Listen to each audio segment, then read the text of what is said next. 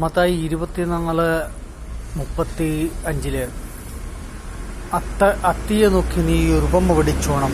അതിന്റെ കൊമ്പുകളിളതായി ഇല തളിർക്കുമ്പോൾ വേനൽക്കാലമായി എന്ന് ചിന്തിച്ചുകൊള്ളുവാനായിട്ട് യേശുക്രിസ്തു തന്റെ ശിഷ്യന്മാരോട് പറയുന്നുണ്ട്. നിന്റെ വരവിന് യുഗാന്ത്യത്തിനുമുള്ള ഒരു പ്രത്യക്ഷമായ അടയാളം എന്തെങ്കിലും പറഞ്ഞു തരണമെന്ന് ശിഷ്യന്മാർ പലവട്ടം യേശുവിനോട് നിർബന്ധിച്ച് ആവശ്യപ്പെട്ടപ്പോഴാണ് ഇങ്ങനെയൊരു അടയാളം അവർക്ക് പറഞ്ഞു കൊടുത്തത്. അത്തി എന്ന് പറയപ്പെടുന്നത് യഹൂദന്റെ രാഷ്ട്രീയ അസ്തിത്വത്തിന്റെ ഒരു പ്രതീകമാണ്.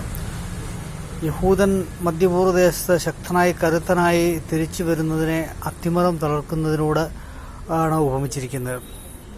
അത്തിമരത്തെ ശപിക്കുക അല്ലെങ്കിൽ അത്തിമരം ഉണങ്ങിപ്പോവുക എന്നൊക്കെ പറയുന്ന യഹൂദൻ ലോകത്തിന്റെ നാനാഭാഗങ്ങളിലേക്ക് ചിതറിപ്പോകുന്ന അവന് കഷ്ടകാലം ഉണ്ടാകുന്ന ഒരു കാലത്തെക്കുറിച്ച് ഉപമയായിട്ട് ബൈബിളിൽ പലയിടത്തും പറഞ്ഞിട്ടുണ്ട്. പറഞ്ഞതുപോലെ തന്നെ അവസാന കാലമായപ്പോൾ അത്തിമരം തളർക്കുന്നത് പോലെ തന്നെ, ഉണങ്ങിപ്പോയ ഒരു അത്തിമരം വീണ്ടും തളർക്കുന്നത് പോലെ തന്നെ യഹൂദന്മാര് മധ്യപൂർവ്വദേശത്തേക്ക് തിരിച്ചു വന്നു.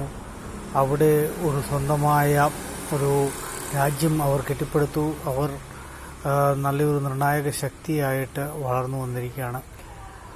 ലോകത്തിലെ ഇനിയിപ്പോൾ ഇറാൻ അമേരിക്ക കോൺഫ്ലിക്റ്റ് അതൊന്നും വലിയ കാര്യമായിട്ട് ബാധിക്കുകയല്ലെന്നുള്ളത് നമുക്ക് മനസ്സിലാക്കാം.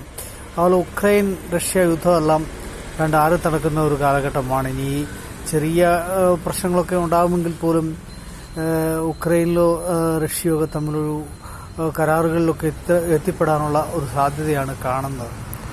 അതുപോലെ തന്നെ പറഞ്ഞു കഴിഞ്ഞാൽ ഇറാനിൽ ഒരു റെജീം ചേഞ്ച് ഒന്നും ഉണ്ടായില്ലെങ്കിൽ പോലും അവിടെ ചെറിയ ഒരു നേതൃനിരയിലെ ചെറിയ മാറ്റങ്ങളൊക്കെ വന്നുകൊണ്ട് അമേരിക്കയുടെ സ്വാധീനത്തിന് വഴങ്ങുന്നതായിട്ട് നമുക്ക് കാണാൻ സാധിക്കും.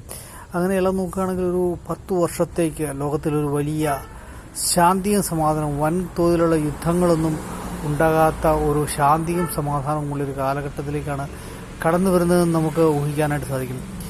പക്ഷെ ഈ പറയപ്പെടുന്ന 10 വർഷക്കാലം എന്ന് പറയപ്പെടുന്നത് ശാന്തിയും സമാധാനവും പുറമേ മാത്രമേ കാണപ്പെടുകയുള്ളൂ.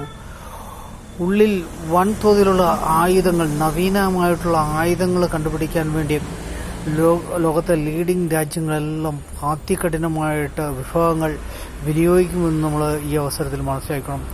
ഇന്ത്യ പോലുള്ള രാജ്യങ്ങൾ 6ാം തലമുറ യുദ്ധവിമാനങ്ങൾ ഈ കാലഘട്ടത്തിനുള്ളിൽ സ്വന്തമായിട്ട് തന്നെ വികസിപ്പിച്ചെടുക്കും. അതുപോലെ തന്നെ ഇസ്രായേൽ വൻതോതിലുള്ള ആയുധങ്ങൾ, ലേസർ ആയുധങ്ങളെല്ലാം വൻതോതിൽ വിജയിപ്പിക്കും. ലോകത്തെല്ലാ രാജ്യങ്ങളും ഒരു വൻ യുദ്ധത്തിന് വേണ്ടി തയ്യാറെടുക്കുന്ന കാലഘട്ടമായിരിക്കും ഇത്.